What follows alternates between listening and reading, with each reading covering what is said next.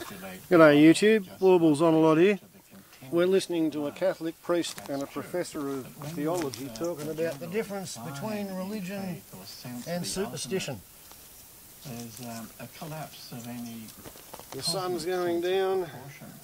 It's 14 minutes to 6.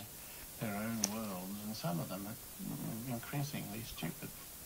There is a sense of in which superstitious belief speaks to a kind of existential dread, an anxiety that the character... This is ABC Radio National.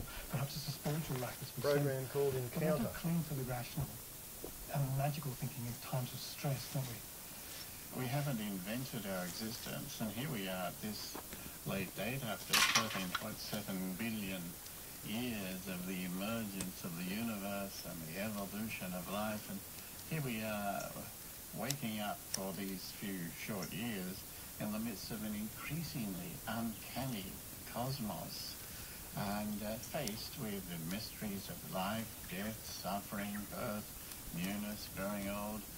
It is little wonder we try to manipulate the scene somehow. Faith, if it is genuine, is just basically a surrender to the infinite, loving, creative spirit that's behind all this. If it goes a bit weird, well, we start projecting that mighty energy of faith onto all kinds of nonsensical things, like making magical signs or... Like the sign of the cross, as the Catholic priest does. Ourselves to that. So you're quite right. Behind it all is something we cannot escape from, that we exist in an uncanny universe where quite clearly, unless we are afflicted by some kind of mental disturbance, quite clearly none of us is at the center of it. None of us has invented the thing, and none of us has even invented our own existence. And if we try to, we usually start raving mad. Well, what about the dichotomy between faith and reason that's so prevalent in our day today? And it's seen philosophers, Enlightenment philosophers particularly, consign religion to the same place. This is not something I've... it's a false dichotomy. Pre-listened the old Enlightenment crowd wanted to break. You're discovering it on YouTube, just as I'm discovering it on free-to-air radio. Their particular kind of reason was reason, and nothing else was reason. Whereas what they didn't see is that they were exercising a very touching faith in a particular kind of individualistic, uprooted kind of reason that learnt nothing from the tradition, nothing from mysticism or art, just their own analytical ability at the time. Our reason is always earthed, you might say, carried along in a great tide of faith and commitment to things we can never completely formulate. Even in science, just think of the faith, the commitment, the self-entrusting that has been going on in that, the patience, the courage, the imagination, and no doubt many mistakes too.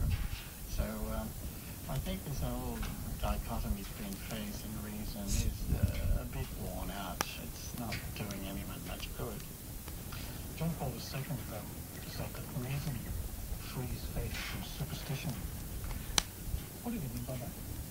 He did read the changes on faith and reason in that encyclical of his, Fides et Ratio, Faith and Reason, and he said reason can free faith from superstition, and faith can free reason from its narrowness.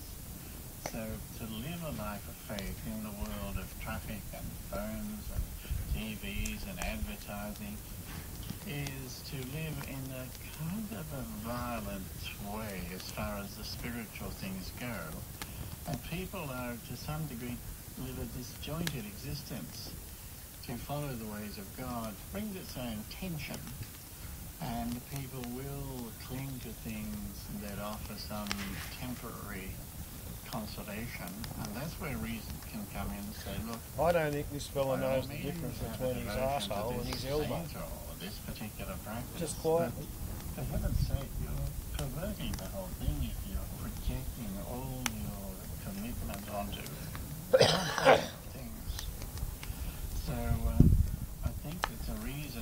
coming from outside the faith, but coming from within the faith, the reasonableness of faith.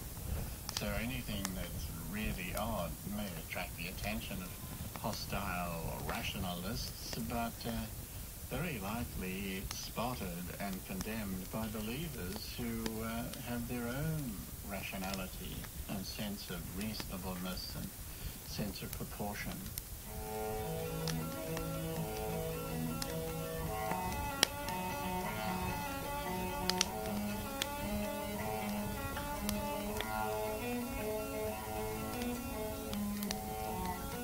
We're looking today at the so-called new atheism of Richard Dawkins and co., which goes out of his way to set up the dichotomy between reason and faith. And we tend to think there is a dichotomy. But is it true that for Spinoza, for David Hume after him, that dichotomy wasn't quite so clear-cut? First of all, I think that this kind of rampant secularism of Dawkins and so forth misses the position which Spinoza is very keen to occupy, which is that even if you don't sort of believe everything that religious people believe, there isn't necessarily any reason to knock it unless it's destructive in the state. But religion is often very productive in the state, and that's something that we have to take account of. So in that respect, he thinks that there's a sort of a halfway house, if you like, between faith and reason in the way that Dawkins and so on set it up. And I think myself that that's an important thing to think about. My prediction is that if you took a bunch of really young kids and you dumped them on an island, very much like a Lord of the Flies scenario, then you would see after 30 years the emergence of all manner of supernatural beliefs and, no doubt, the rudimentary religions. So I think in that sense it would just naturally occur. It's not something that needs to be indoctrinated. So I take issue with Richard Dawkins' position here, saying that all religions or supernatural beliefs are indoctrination. I think it's a very easy position to adopt if you want to beat up on religion, is that you attempt to make a connection with superstition.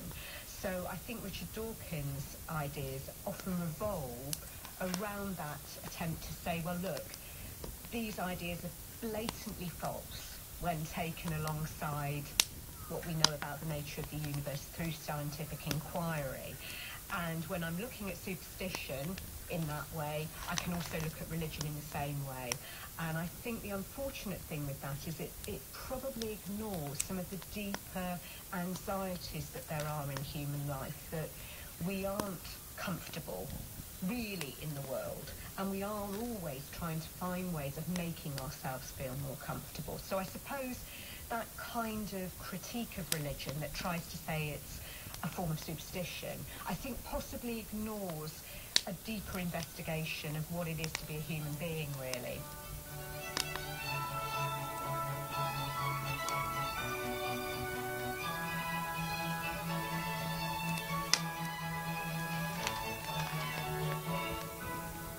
So I've had over 300 years of Enlightenment thinking, the rise of science and scientific method, enormous leaps in our understanding of the human mind and body, and yet religion and superstition persists. Why is that, do you think?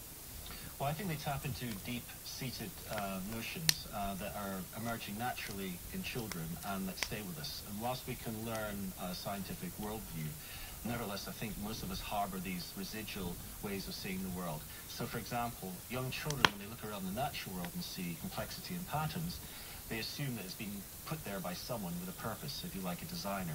So it's not a great leap of faith to then sort of believe in the possibility of there being an ultimate designer. So that's one of the general findings, that universally children think that complexity is there and has been put there by someone.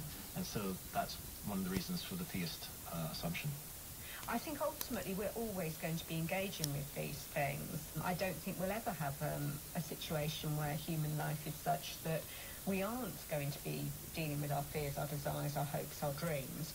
I don't think religion will ever die out. I mean, I think this is one of the areas where Freud was completely and utterly mistaken when he thought that the rise of science would effectively eradicate the need for religion. I think because it is so intimately connected to what it is to be human, I just can't really see that ever being the case.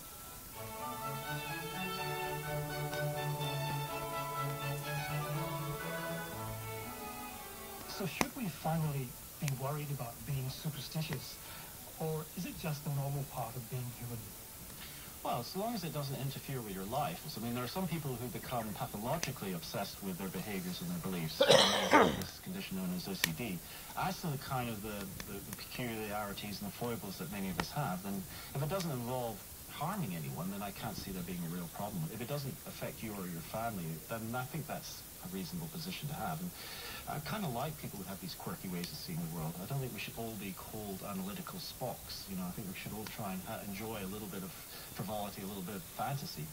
And, you know, a lot of those things which motivate people to think of the unworldly are driven by these kind of belief systems. So a lot of the art and, you know, all the cultural things, these things, I think, are, you know, part of the tapestry of life. Professor Bruce Hood bringing an end to this encounter with superstition. Thanks to Timothy Nicastri for technical production. I'm Gary Bryson. Bye for now. Well, there you go. That's what the professors of theology have to say about atheism.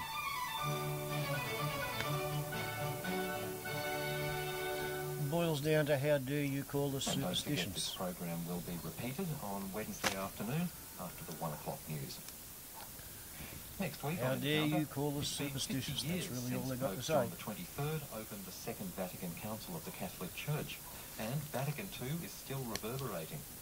We'll be picking up on one wave that it created, and that's dialogue. It can be a bit of a buzzword these days, but in the context of today's ever-shrinking world, dialogue between faiths is more important than ever. And we'll be looking at a new generation of Catholic theologians in Australia who've taken up the Vatican II challenge to enter into conversation with the times. That's Encounter, next Saturday after the 5 o'clock news. Pots and kettles. I'm David Rutledge. Enjoy the rest of Saturday. I can't see any difference. What's it like to do time? Not you, but your mother. Can you have been known? Between Christian evangelists, Muslim evangelists, You know, there's no room and atheist evangelists. to get to know somebody. The Jews and don't it's actually have appreciated. evangelists. You get to know somebody very, very intimately when all you can go on. They are don't their try and convert facial people to gestures and their body Judaism. language and the sound of their voice. Life Matters every weekday morning after 9 on RM. I think if you particularly want to marry a Jew, they will induct you into their club. But they're very big on the idea that you have to be born a Jew. Your mother has to be a Jew or you're not a Jew. Tonight, on the way, we travel into the A matrilinear society. They have beaten us, put us in prison. Because you know your daughter's children are your grandchildren. Everything. People like to think A bit of them iffy as about your relatives sons. past, but perhaps they are the key to the future. That's after the news here on RM. Well, anyway.